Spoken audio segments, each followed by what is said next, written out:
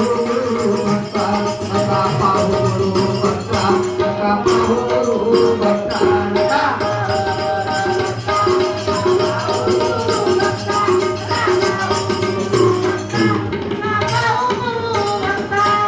मोक्षाचे अधिकारी मोक्षाचे अधिकारी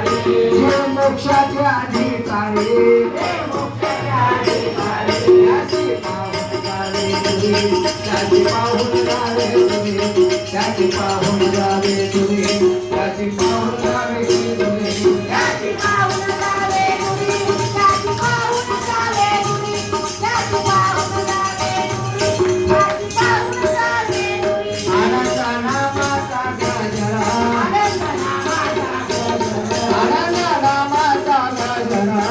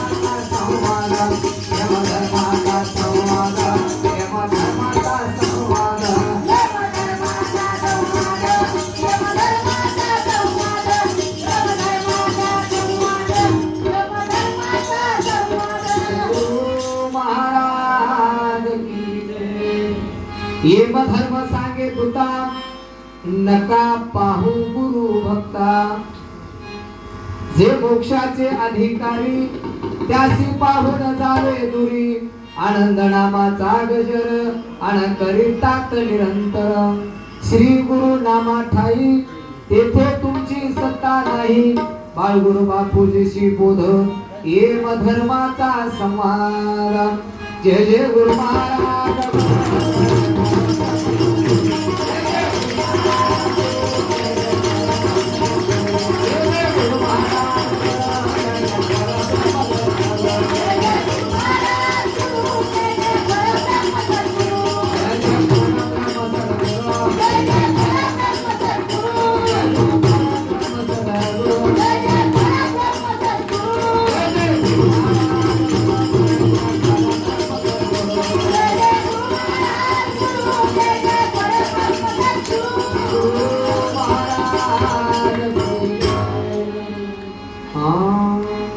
येम धर्म सांगे तुता नका पाहू गुरु भक्ता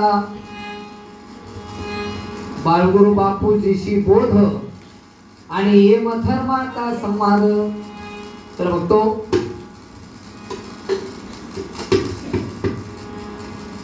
सुंदर अशा प्रकारचा नरजन्म आपल्याला मिळालेला आहे आणि या मनुष्य जन्मामध्ये आपल्या जीवाचा उद्धार आपल्याला करून घ्यायचा आणि हा उद्धार करण्यासाठी गुरु नामस्मरणाचा जयघोष आणि आनंद नामाचं स्मरण अखंड गुरु भक्तानं केल्यानंतर त्याचं जन्म मरण चुकते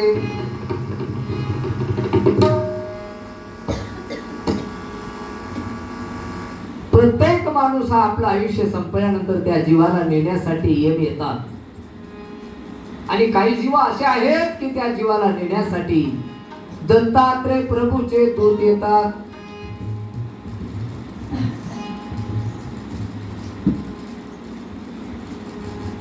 अशी धर्मानं बैठक बोलावली त्या धर्मसभेमध्ये येमाची उपस्थिती होती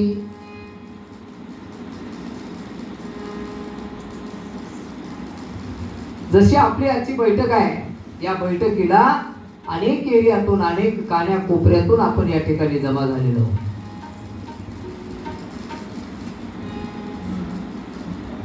तसं सगळे त्या धर्माच्या बैठकीला उपस्थित होते आणि त्या धर्मसभेमध्ये यमाला सुद्धा निमंत्रित करण्यात आलं होतं. यम कोणी आलं तरी चालेल, मात्र यम आल्यावर मात्र भीती वाटते. सगळ्यात मोठी भीती कोणाची आहे? यमाची. आणि यम जर म्हणला काय नाही मी आलो,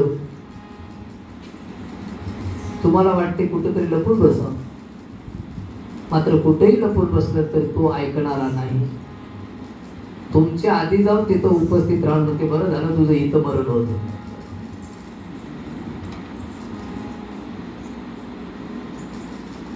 मग त्या धर्मसभेमध्ये यम आला होता आणि यमानं धर्माला विचारलं, धर्मराजा, या ठिकाणी कर्मभूमीमध्ये जेवढे काही जीव आहेत, सगळ्या जीवाला नेण्याचा अधिकार आमच्याकडे आहे काय? त्यावेळेस धर्म म्हणतो यमाला, यमा, या कर्मभूमीवर जे गुरुचं अखंड नामस्मरण करतात, श्वासोश्वासाला ज्याच्या मुखामध्ये नाम आहे, जे उडताना बसताना दळताना काढताना उन्मत्त विषय सेवन करताना ज्याच्या मुखामध्ये आपल्या गुरुचं नामस्मरण राहते, अशा जीवाला नेण्याचा अधिकार तुम्हाला नाही. मग यमानं विचारलं त्यांना कोण नेते? गुरु नामस्मरणाच्या व्यतिरिक्त जे अनेक नामस्मरण करणारे जे जीव आहेत, त्या जीवाला नेण्यासाठी यमदूत येतात. आणि गुरु भक्तामध्ये आणि यमामध्ये गुरु नामस्मरण करणाऱ्या जीवाला नेण्यासाठी जे दूत येतात, ते दूत जीवाला त्रास देत नाही आणि यमदूत मात्र त्या जीवाला त्रास देतात. मरण दोघांचंही सारखंच आहे, मरण दोघांचंही सारखंच. गुरु करून नामस्मरण जरी केला मरण सारखंच, आणि नाही जरी नामस्मरण केला तरी मरण सारखंच, फक्त जीवाच्या गतीत फरक आहे. जगा सारखे मरती, जगा वेगळी जीवाची गती. मरण जगा सारखंच आहे, मात्र जीवाच्या गतीमध्ये फरक आहे. कोणता जीव मोक्षपदाकडे जातो, कोणता जीव नरकगतीकडे जातो, अधोगतीकडे जातो. मग असा कोणता जीव आहे? आता धर्मसभा भरली, त्या धर्मसभेमध्ये कोण कोण आलं होतं? कशी होती धर्मसभा, कोण्या ठिकाणी भरली, आणि धर्मसभेचं बैठकीचं स्थान कुठे आहे? ऐका धर्मसभेचे वर्तमान, निरालंबाच्या ठाई जाणा. धर्म बसला मुख्य शिवासनी, आणि सन्मुख उभी मुळमाया चैतन्य दिवाणगिरीचे काम करी चातुर्याने. धर्मसभेचे वर्तमान ऐका म्हणजे निरालंबाच्या ठिकाणी धर्माची सभा होते. निरालंब कुठं आहे? तिथं कोण राहतात? निरालंब से करे स्वामी, त्रैवान तुमचा हो स्वामी, त्रैवान तुमचा.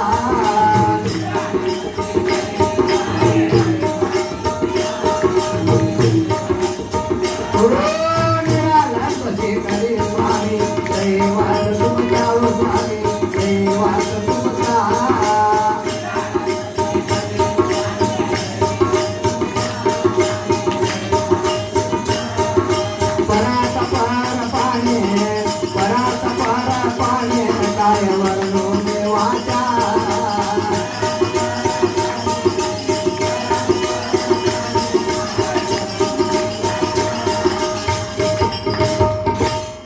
त्या निरालंबामध्ये तर गुरु महाराज राहतात, आणि त्या निरालंबाच्या ठिकाणी धर्माची सभा बोलावली. ऐका धर्मसभेचे वर्तमान, निरालंबाच्या ठाई जाणं. धर्म बसला मुख्य सिंहासने. धर्मराजा हे मुख्य सिंहासनाच्या ठिकाणी बसला, आणि त्या धर्माच्या समोर मूळ माया चैतन्य दिवाणगिरीचं काम करत होती चातुर्याला. त्या धर्माच्या पुढे मूळ माया होती. मुळातली माय. आणि ती माय चैतन्य होती. चैतन्य म्हणजे असं जरी केलं तरी अशी चेतना निर्माण करणारी माय होती. माय पेटलेली होती. माय कशी होती? पेटलेली. आणि जे पेटलेला माणूस आहे ते काम करण्यामध्ये फार मोठा पटाईत असतो. त्याच्या अंगामध्ये चातुर्य असते. काय असते? चातुर्य असते. चातुर्य म्हणजे बुद्धी त्याची असं सन चलते. त्याला काय करायच्या पुढे काय करावं. आणि ती मूळ माया चैतन्य दिवाणगिरीचं काम करतो. दिवाणगिरी म्हणजे दिवाणजीचं काम. काय पाहिजे आत्ता, काय पाहिजे आत्ता, याच्या पुढे काय, याच्या पुढे काय पाहिजे. आणि चातुर्यानं काम करत होते. कोणतंही काम करत असताना कामामध्ये चातुर्य पाहिजे. ज्याच्याकडे चातुर्य आहे, चातुर्य नावाची विद्या ज्याच्याकडे आहे, त्याचं काम प्रगतीपथावर जाते. आणि ज्याचं काम, ज्याच्या कामात चातुर्य नाही, देव करते. देव करते. आता देव काहीच करायचा नव्हतं, तुम्ही करायचोय. आता देवाने हे 3.5 हाताचं आपल्याला दिले. आता सगळंच देवानं दिलंय. आता देव काहीच देणार नव्हतं, फक्त भजन करा. आता कार्यक्रम परमेश्वराचा खतम झाला. आता इथून तुमची सुरुवात होईल. हे डोक्यातून तुमच्या काढावं लागते. हे डोक्यातून तुमच्या काढावं लागते. नाहीतर जन्म आल्यानंतर पुन्हा सगळं देवच करते. याच्यात भ्रमिष्ठ होऊ नका. आता देव काहीच करणार, फक्त देव एवढं तुम्हाला दिलाय: कान, डोळे, तोंड, नाक, जीभ, हात, पाय, लिंगस्थान, बुद्धस्थान, हे सगळं परमेश्वरानं देऊन टाकले. आता काय करायचं आहे? तुमचं काम होईल. आता परमेश्वराचं काम झालं. आता तुम्ही याच्यातून काय निर्माण करणार आहात, हे तुमचं चातुर्य होईल. आता काय तुमचं चातुर्य. आता ज्याच्याकडे चातुर्य आहे ते कानाचा उपयोग घेते. आणि ज्याच्याकडे चातुर्य नाही ते कीर्तन सुरू झाले की झोपते. चातुर्य नाही. डोळे हात आता कुरकड बघते, चातुर्यवाला. आणि ज्याचं चातुर्य नाही ते महाराजाकडे बघत राहते, डोळे लावत राहते. असं चातुर्य नाही. तोंड दिलंय, तोंडाचा सदुपयोग करता आला पाहिजे. आताच येताना मी अंशाबाईला सांगितलं, चातुर्य तोंडाचं महत्वाचं आहे. इथं जे कला दांडगी पडणार आहे, दुसरीकडे कला येणार नाही, लक्षात ठेवा. इथूनच सगळ्या कामाची सुरुवात आहे. हे खाऊन तोंड बिघडते, म्हणून याला खाणं कुठलं बंद करावं लागतं.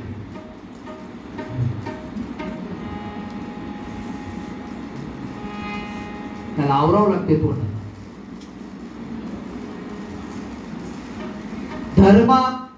धर्म मुख्य सिंहासनावर बसला, सन्मुख उभी मूळ माया चैतन्य, दिवाणगिरीचे काम करी चातुर्याने.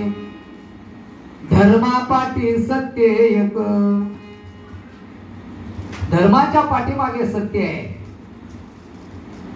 धर्म म्हणजे हिंदू धर्म, मुस्लिम धर्म, शीख धर्म, जैन धर्म. हे धर्म नव्हते. हे धर्म भानगडीचे होतं, मारामारीचे होतं. समाजामध्ये ते निर्माण करणारे धर्म होते. आणि मी आता जे धर्म सांगतोय, या धर्म 4 पायावर बसलेला आहे.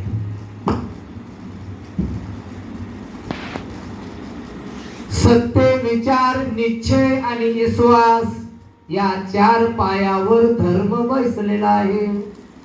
धर्म असा बसलाय आणि धर्माच्या पाठीमागे सत्य आहे.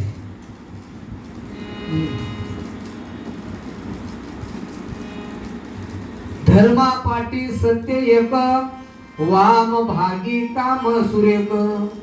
धर्माच्या डाव्या बाजूला काम आहे.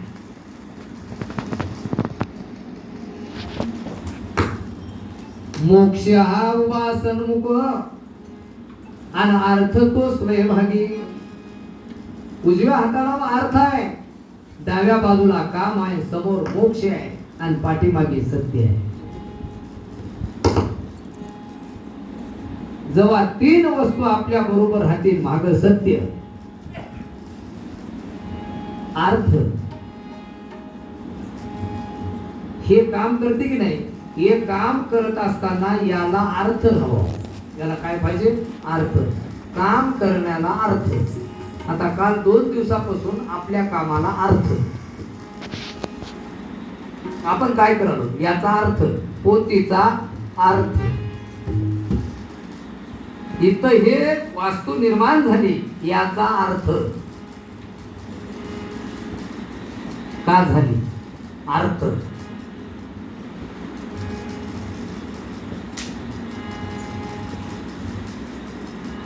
आणि तुमचा जन्म का झाला याचा अर्थ. कशासाठी आला जन्माला? काय काम आहे तुमचं इथं येण्याचं? याचा अर्थ. आणि ते उजव्या हाताला आहे आणि डाव्या बाजूला काम आहे. हे काम आणि अर्थ दोन्ही एका जागी केलं की मोक्ष हो असा समोर उभा टाकून आहे.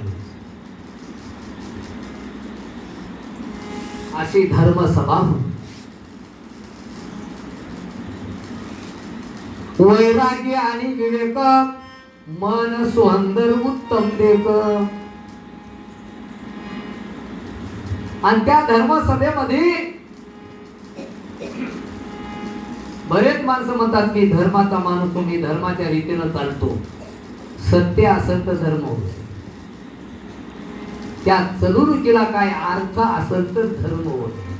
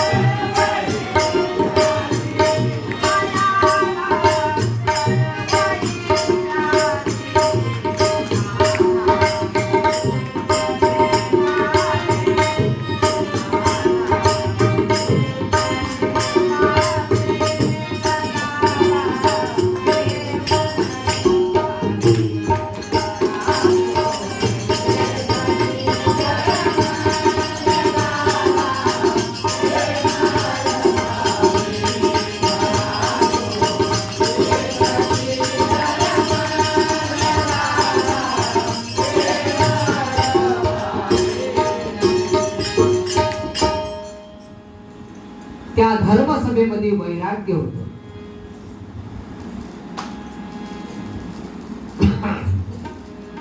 आणि विवेक होत. वैराग्य कशाला म्हणाव? वैराग्य म्हणजे ध्यान वैराग्य, आचरण युक्ती. वैराग्य म्हणजे 3 टाइम स्नान करणं म्हणजे वैराग्य नव्हतं.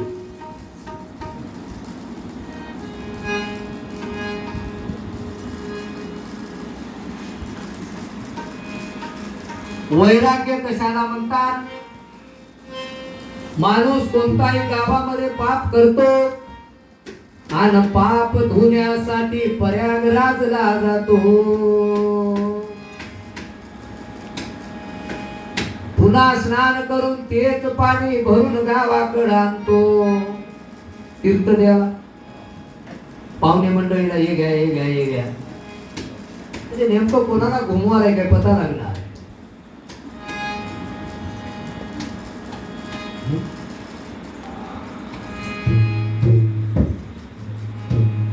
ध्यान कशा? वैराग्य म्हणजे ध्यान होय. ध्यान म्हणजे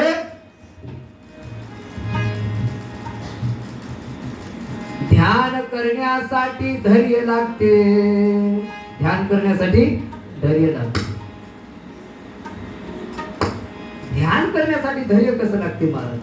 एकाच ध्यान करण्यासाठी धैर्य लागते.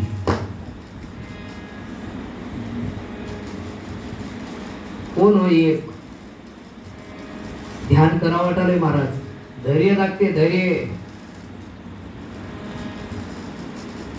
आणि धैर्य जर नसेल तर ध्यान करता येईल. साहस लागते, हिम्मत लागते ध्यान करायला. काय लागते? हिम्मत. मग ध्यान करताना कोणाचं करावं? फक्त एकाच करावं लागते. कोण हो एक? एक एक एक एक तो अनेक, एक भरलाचे घटोघटे, एक भरलाचे घटोघटे. तैसा ज्याचा भाव तैसा नाद कुठेही मिळे. ऐका गणव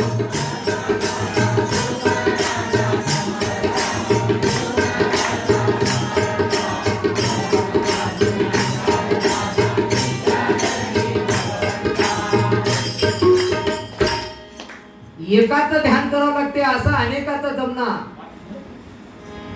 त्यासाठी हे वैराग्य होय. वैराग्य म्हणजे ध्यान करताना धैर्य लागते.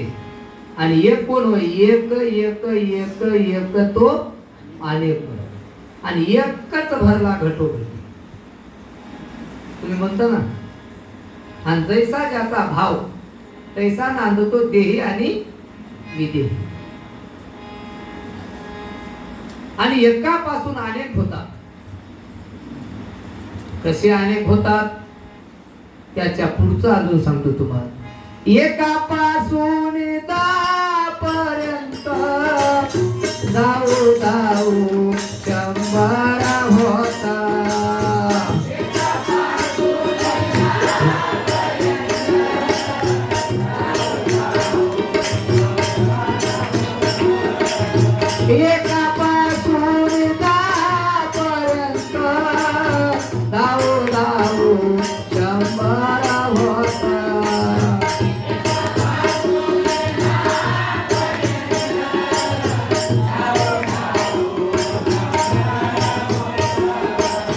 कैसे केले हो जुळवले, कैसे